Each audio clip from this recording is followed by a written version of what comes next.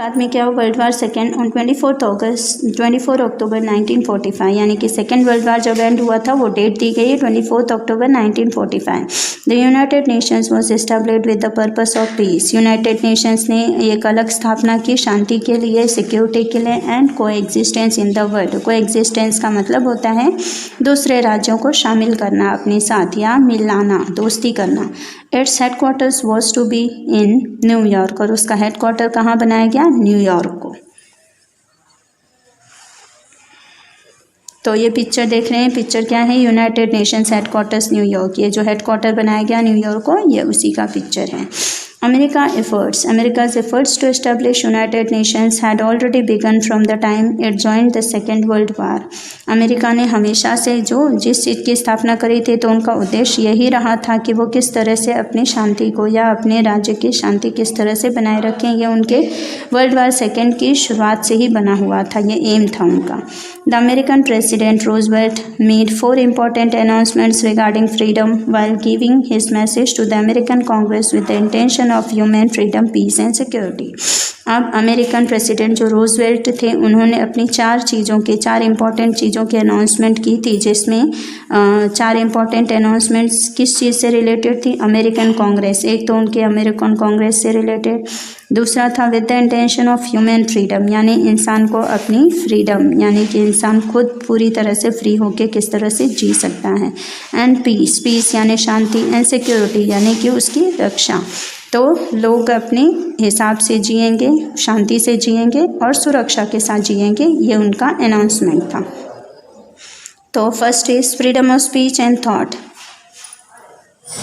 Okay, now continue करते हैं हम। तो अब यहाँ पे freedom of speech and thought, freedom of speech and thought यानी अपनी जो बातें हैं वो लोगों के सामने कहना और आपकी जो सोच है वो शेयर करना। सेकंड है फ्रीडम ऑफ रिलीजन, यानी धर्म को लेकर कोई परिभाषाएं बदलने की ज़रूरत नहीं है, लोग अपने अपने धर्म को, अपने रिलीजन को सही तरीके से फॉलो कर सकते हैं। थर्ड था इकोनॉमिक फ्रीडम यानी हर इंसान को रुपया पैसा कमाने का पूरी तरह से आज़ादी था। फिर है right to freedom from fear, यानी डर से फ्रीडम को एंजॉय नहीं कर पाते थे, ऐसे लोग थे, तो उनके ऊपर से ये भी पाबंदियाँ हटा गई कि वो लोगों को किसी चीज़ से डरने की ज़रूरत नहीं है। Later, President Roosevelt and the British Prime Minister Churchill prepared a 8-point agreement of 9th standard. We are going to continue our chapter 3 as through the videos through हम जो आपको चैप्टर्स भेजते हैं उसमें 3rd चैप्टर का next module that is module 6। तो module 6 होगा world war second and outline. World war second कैसे हुआ था, उसके पीछे के क्या क्या कारण थे, व्हाट वाज द आउटलाइन, यानी कि उसके ऊपरी परिणाम क्या निकला। With the commencement of the World War II, the world was divided into 2 groups. अब वर्ल्ड वार सेकेंड के जरिए क्या हुआ, पूरा विश्व जो है वो 2 हिस्सों में बांट दिया गया था। तो पूरा विश्व जब 2 हिस्से में बांट दिया गया था, तो कौन से वो 2 हिस्से थे।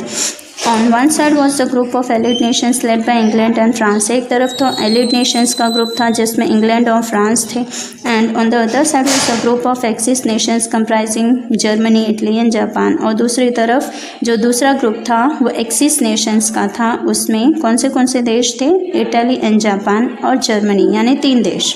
Besides this some other factors with war driven mentally had entered into this, अब इसके अलावा भी कुछ और फैक्टर्स यानी कुछ और कारण थे जो कि वार का कारण बन चुके थे।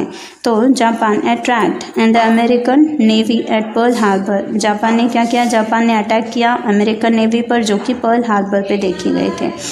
As a result America gave up on its neutral stand and related, अब जिसके वजह से क्या हुआ, अमेरिका ने उसे जवाब देते हुए न्यूट्रल स्टैंड यानी कि सामान्य तौर पर जवाब देने की भावना रखी अपने मन में, कोई ज़्यादा लड़ाई झगड़े की नहीं ठानी थी। It joined the allied nations thus making it stronger, अब इस वजह से उन्होंने एलिड नेशंस को ज्वाइन किया, और एलिड नेशंस को जब अमेरिका ने ज्वाइन किया तो इट बिकम स्ट्रॉन्गर, वो थोड़ा मजबूत हो गया। When the war was going on in the full swing, जब वार जो है वो फुल स्विंग में यानी पूरी तरह रफ्तार में चल रहा था, तो America dropped atom bombs on the 2 Japanese cities, America ने क्या किया, एटम बॉम्ब्स फेंक दिए थे जापानीज 2 बड़े शहरों पर। जो 2 बड़े शहरों पर बॉम्ब फेंके गए थे उनका नाम था हिरोशिमा एंड नागासाकी।